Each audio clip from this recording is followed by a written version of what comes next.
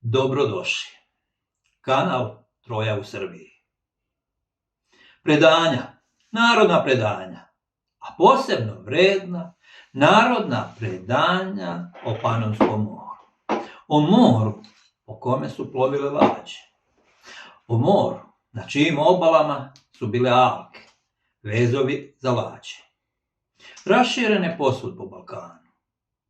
Nekoliko dokumentarnih emisija je urađeno. Jedna od lepših je urađena na Svetu tajni.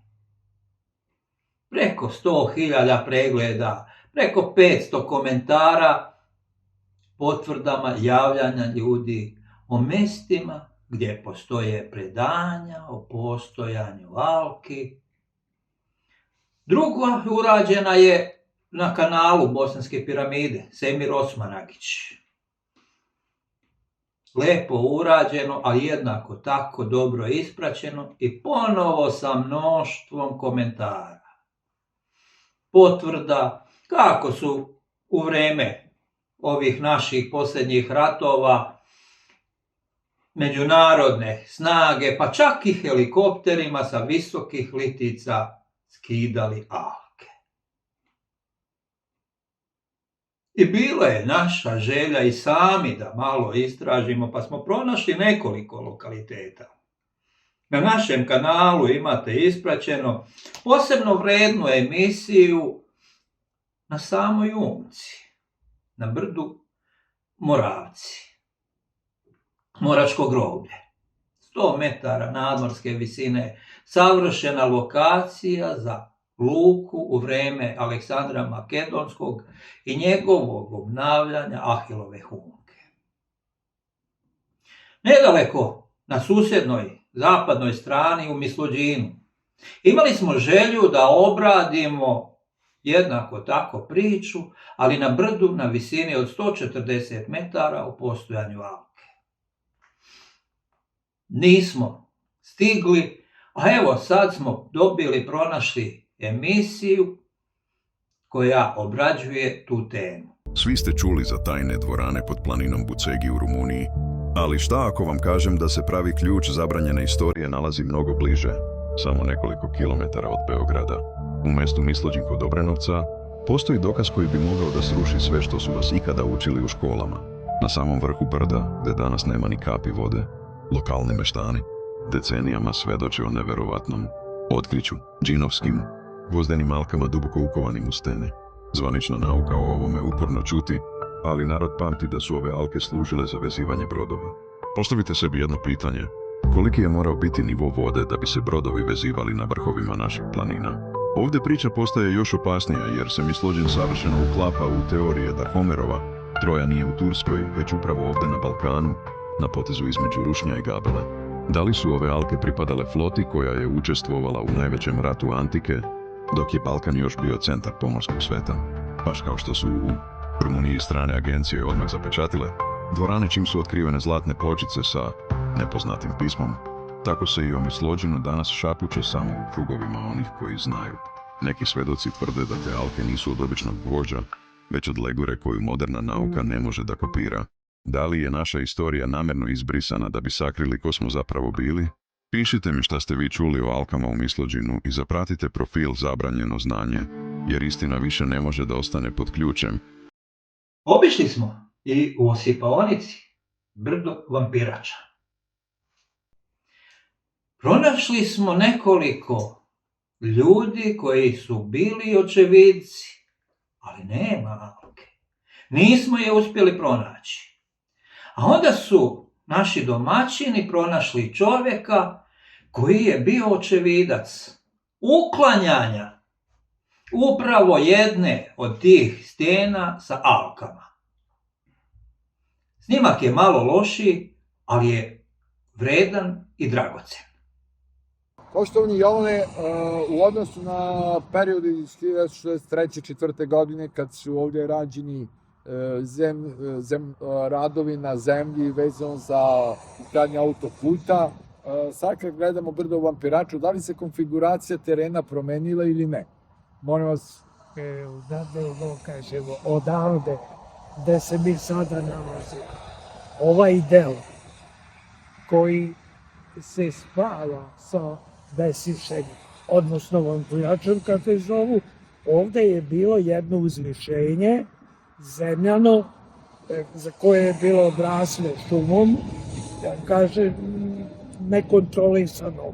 Sama je gora izbijala i ispod tog dela uzvišenja, kada je prošao bager, otkrio je dve kamene ploče, veličine otprilike visine 1,50 m, širine 1,50 m i u dubini i majstor, odnosno rukovodioc radova, je dao nalog jednom mladom čoveku iz Desiponice da sa bagerom očisti taj zemljani deo oko te dve kamene ploče.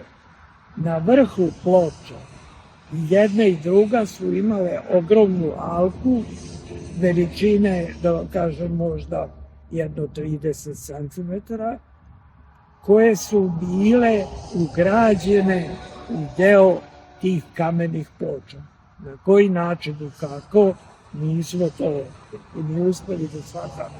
Ali je onda Branko Vukadinović, koji je kao stručno lice došao iz Kapitalske i Železare, koji je mene i doveo ovde, da vam kažem, došao sam se nosilom, bio je Džik Bilic, u kome sam bio, i tu smo bili da to snime. Međutim, izvođači i rukovodioci nisu dozvolili da to snimimo, da se to trajno zabeleža. Taj moment i taj trenutak je takav bio za Branka Vukadinovića da je on, da vam kažem, čovjek nije mogao da veruje da je tako nešto pronađeno ovde. Kada je dobio informaciju da postoji mesto Paučina u Golobuku, nekih 2-3 kilometra odavde, mi smo kasnije išli, obišli, da i tamo postoje istovetne ploče koje su korišćene kao za privezivanje brodova. Iznad gornjeg dela, kad smo se popeli, tu je bila ta osmatračnica. Od te osmatračnice se video ceo krug i tu su se, kažem, na najbolji način videli brodovi koji su plovili, da kažem, tim delom i pojedini su prilazili, vezivani su upravo za te ploče i tu su berešli. Kada izađemo sada Bore... Izvinite, koje to godine bilo? To je bilo 1963. godine, bilo je, kažem, negde, ja mislim da je bio 16. mart, jer još uvek je bilo hladno i vreme je bilo. Nažalost, desila se jedna nesreća, pa smo preginuli da je taj bagerista, mlad čovek iz sela Osipaonice, nesretnim slučajem nastradao, izgubio je nogu, jer je bio naslonjen na ploču, a bagerista koji se popeo da očisti taj deo, da je pritisao sa onom korpom, tako da je čelo poslao bez snage. A je nastavljeno dalje posle te nesreće? Posle te nesreće, da vam kažem, prekinuto je, onda mi je Branko pozvao, da vam kažem, Vukadinović, da nastavimo to i da se to zapisuje. I da vam kažem da se to zapiše obavezno. Kada smo došli sledeći put, tih ploča nije bilo ovde. I onda smo dobili informaciju da su te ploče odnete u Požarevac i da su to Moskijevićevo dvorište, koje je danas istorijski arhiv i muzej, da su one tu stavljene. Okay. I tako, kažu i u Crnoj Gori, i u Makedoniji, pa i u Bugarskoj, postoje narodna predanja sličnog sadržaja. Pokušali smo u kontaktu sa našim prijateljima, saradnicima, saznati u okruženju, u Rumuniji, u Mađarskoj, ali nismo dobili još uvijek potvrde o tako čemu na tom prostoru. Pa smo ostali, znači, bili sa tim informacijama da na našem matičnom prostoru je sačuvano to predanje. Lepo predanje o Alkama i o vremenu Panonskog mora po kome su plovile lađe. Ali upravo o svjedočanstvu starosti naroda, starosedelaca tog prostora koji se svega toga sjeća.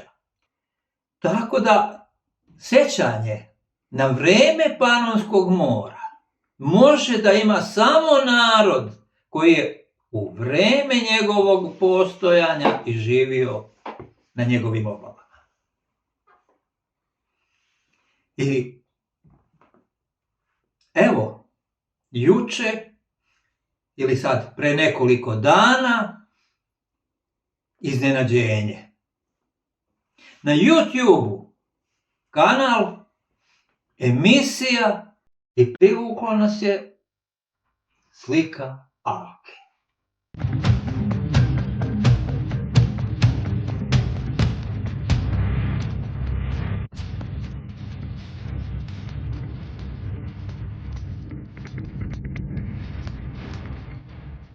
Schaut mal Leute, da vorne diese Brocken.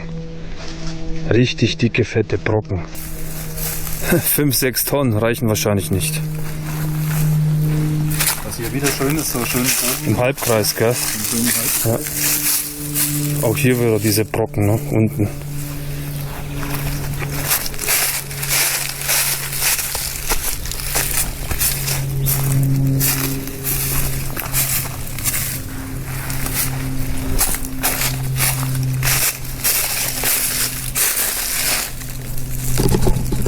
Welchen Zweck hatte diese Mauer? Hm? Das ist ein großes Fragezeichen. Also zur Befestigung mit Sicherheit nicht. Irgendwas zu schützen vor irgendwelchen Angriffen mit Sicherheit auch nicht. Da steckt was anderes dahinter. Ja, vielleicht hat Franz recht mit seiner Theorie, dass das hier alles geflutet war früher mit Wasser. Deswegen hat man diese Mauer hier gebaut als Schutz von diesen ganzen Stürmen. Ne? Das ist gut möglich. Fantastični nalazi. Dugi, ogromni zid sa megalitskim blokovima u osnovi i zanimljivim usecima za neki materijal kojim je povezivani ti blokovi. Ta metoda povezivanja tih blokova je pronađena već posvud drugdje po svijetu. I uglavnom vezana je za izuzetno davna vremena. Also wir sind jetzt hier am Mendelstein und der Sage nach soll hier das ganze Rheintal und der ganze Elsass voll mit Wasser gewesen sein. Und hier haben sie angeblich damals an diesen sogenannten Eisenringen, jetzt haben wir ihn hier gefunden auch noch, ähnlich wie auf dem Tenchel. Heute würde man sagen, das ist zum Klettern. Damals haben sie diese Ringe genommen, um die Schiffe festzumachen. Und ein Professor aus Straßburg, der Herr Schweighäuser heißt er, hat damals das auch untersucht. Und es gibt es aber auch auf der badischen Seite. Also nicht nur im Elsass, sondern auch auf der badischen Seite gibt es diese Eisenringe, die überall verankert worden sind. Damals, um die Schiffe festzumachen, als das Wasser noch da war. Weil zum Klettern war der auch nicht. Weil zum Klettern würde man hier vorne so Klettervorrichtungen hinmachen und der ist hier an der Seite. Es könnte tatsächlich sein, dass es sich um so einen Eisenring handelt aus der damaligen Zeit. Dieser Ring wurde vermutlich 1976 angebracht, um an eine große Flut zu erinnern. Doch es gibt einen noch älteren Ring aus dem Jahr 1879, gefunden auf der Berggruppe Tenchel. Seine Inschrift lautet Die Rettung des Noah bei der Sintflut, J.J. Becker 1879. Einer alten Sage zufolge soll Noah seine Arche an diesen Ringen festgemacht haben. Erstaunlich ist, dass diese Ringe noch heute als Schiffstaue genutzt werden.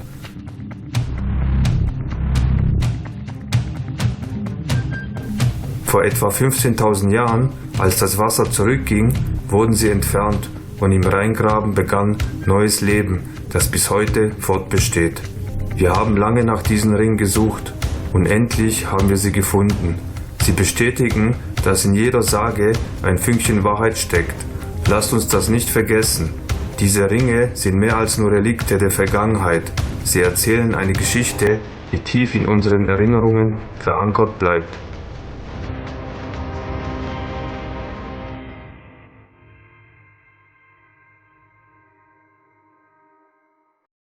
A onda još vredniji podatak. Kaže da je to mjesto nekad bila i luka. Luka za brodove na brdu.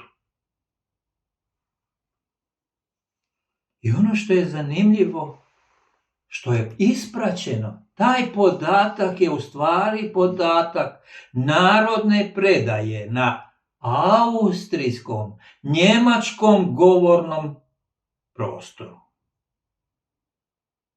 Ono što nismo znali, a evo sad smo saznali. Nije priča o Alkama i o Panonskom moru samo naše blago. Očigledno, i znači tu severnije na prostoru oko Bratislave, između Bratislave i Beča, pa sve gore po pobrđima ispod Alpa, postoje znanja i predanja o ne tako davnom postojanju velikih vodenih masa. Postoje tragovi, tragovi ostataka tog morskog života u tim vodenim masama. A postoje podaci o lukama na obali i alkama za koje su vezivane lađe. Da li svaka alka danas viđena može da to potvrdi, nismo sigurni. Ali mi priliku na našem prostoru Balkana nismo imali, osim nekoliko izuzetaka. Jednu smo dobili sliku iz Bosne od naših prijatelja. Mala je alka, ali bilo nam je vredna i dragocena i takva.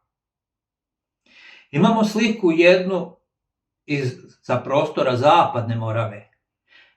Skoro pa isti tip alke. Ali ništa ni blizu ovoga što pronađu smo upravo znači na ovom YouTube kanalu. Pa pokazat će oni još jednu alku. Pa kažu tamo s kraja 19. stoljeća sa zanimljivim opisom da je to mjesto pristajanja Nojeva broda. Nojeve luke, Nojeve alke. Panonsko more je, kažu, u onoj priči nestajanja, pa kažu pre miliona godina, pa tu je raspon od 10 miliona, 5 miliona, 2 miliona, pa do ovih novih mlađih arheologa koji sad kažu 500, 600 hiljada godina. A narodno predanje sa njegovih obala pamti brodove i luke. Tragom za ovim YouTube kanalom pronalazimo još jedan YouTube kanal. Čovjek već 8 godina objavljuje emisije. Pronalazi fantastične kamene formacije u kojima on prepoznaje nekakve životinjske oblike. Okamenjene, kaže, u nekom potopu. A onda, pre 5 godina, dobija potopnu mapu. Program Flood Map i postavlja obalu Panonskog mora. On ga smješta na 310 metara nadmorske visine i daje mu još jedan stariji naziv, Paratetis. A to je upravo taj naučni naziv tog pradavnog mora, pa kažu stotinama miliona godina starosti. Ali on obalu tog mora pronalazi u sitnom rastresitom pesku. U tom pesku školjke, tragove morskog života, tragove skorašnje dešavanja. I ono što je još bitnije, i kod njega pronalazimo opet trag narodnog predanja o lukama, upravo u zoni tog, sad po njemu, drevnijeg mora. 310 metara nadmorske visine je znatno više od onih 140 metara nama prepoznatih najdužeg trajanja nivoa posljednje faze Panonskog mora. Ali je jako blizu onih naših prepoznatih 350 metara nadmorske visine mora do kog je bilo stiglo u Dardanovom potopu. Mora koje je opisano u potopu Samotrake, a nama prepoznate Fruške gore, gdje je stanovništvo bežalo, kaže, i more je prestalo rasti. Obilježili su taj pojas i sa te Samotrake Dardan prelazi na drugo ostrvo, na Idu, na Avalu. I kaže, tu je bilo okolo sve voda. Tek u Ilovo vreme se voda spustila i pojavila se Trojanska ravnica. I tek je tad osnovana Troja. 350 metara je bila naša procjena da bi moglo da bude nivo te vode do kog je dosegla u Dardanovom potopu. A onda sam imao zanimljiv slučaj susreta sa jednim čovjekom iz Lipovice, Draganom Stojanovićem, od kog čuh još jedno predanje. Njemu je njegov ded pričao, da je njemu njegov ded pričao, da je njihovo to brdo Visoka bilo ostrvo i da su još samo 3 ostrva bilo okolo. Moje već poznavanje prostora pomoću flood mape mi je lako ukazalo. Visoku, na kojoj je njegova kuća, njihovo brdo, njihovo ostrvo i oko njega još 3. Avala, Koviona i Parcanski vis. Da bismo imali takvu sliku, neophodno je nivo vode u okruženju na približno 350 metara nadmorske visine. To je bilo naše prepoznavanje tog maksimalnog nivoa u vreme samog potopa. Nakon toga, kako već kaže ovo predanje, nakon Dardanovog osnivanja grada Dardanije na samoj Idi, kao ostrvu, voda se polako spušta i dostiže onaj nivo od 140 metara, u čijoj zoni i obali kasnije imamo i sam grad Troju. Koliko još nepoznatih informacija. Imali smo onaj slučaj Jaroslava Sedlačeka, Čeha, koji je još 70-ih, 80-ih godina na osnovu njegovih tad već pronađenih argumenata postavio osnovu priče o obnovljenom Panonskom moru upravo u ovo vreme o kome govorimo. Vreme plovidbe Argonauta, vreme Trojanskog rata. Iznenađujuće da je danas u Austriji, na njemačkom govornom području, postoje ljudi koji su došli do sličnih zaključaka, ali na potpuno samostalnim argumentima. Možda i ne znajući ni za Jaroslava Sedlačeka, možda ne znajući da Dioklecijanu je njegov tim I njihove priče o obnavljanju Panonskog mora od potopa Atlantide pa ovamo, možda ne znajući ni za nas i za naša saznanja, ali istine se prepoznaju.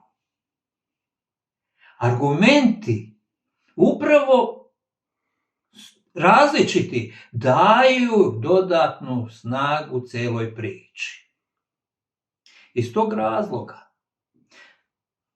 evo, ukazujemo vam na ovih nekoliko pronađenih kanala. Ispratite ih. Ima zanimljivih, vrednih informacija, ali jednako tako i vrednih komentara. Mnoštvo je. Možda će nam neki komentar, možda će nam neka informacija promaći, pa evo, da vas zamolimo i sami pogledajte, proučite. Sve što vam se učini vrednim, ukažite nam komentarima. Ako ne u ovoj emisiji, slobodno na bilo kojoj drugoj. Velika pomoć u sagledavanju istine o okeanu Potamosu, kako je imenovano, u to antičko vreme plovidbe Argonauta, Odisejeve plovidbe u vreme Trojanskog rata. I današnjeg pojma Panonskog mora, koje je na prostoru Panonske nizije, po svemu sudeći, je upamćeno i na drugim obalama, kod drugih naroda koje danas prepoznajemo kao narode, ali nama očigledno samo zbog nedostatka saradnje ostaje nepoznato. Gdje god saznate za bilo koju vrednu informaciju, pa da napomenemo Mađare. Za Mađare isto nismo imali ništa dok nismo pronašli jedan sudski proces između Slovačke i Mađarske. Upravo negdje u zoni Bratislave imali su i sagradili su jednu branu koja je promenila hidrološke uslove u širem okruženju. Mađari su tražili da Slovaci puste veću količinu vode za održavanje određenih barsko-jezerskih uslova u toj zoni i pokrenuli su sudski postupak sa ključnim argumentom da taj prostor još od vremena Panonskog mora je imao takve hidrološke uslove i da oni žele samo da to tako i ostane.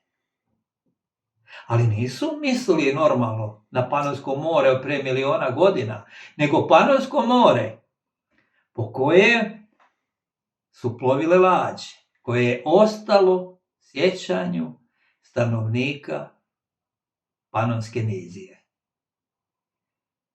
Sjetli se Mađari Panonskog mora, sjećaju ga se Njemci, ali jako dobro i Srbi. Panonsko more, okean Potamos,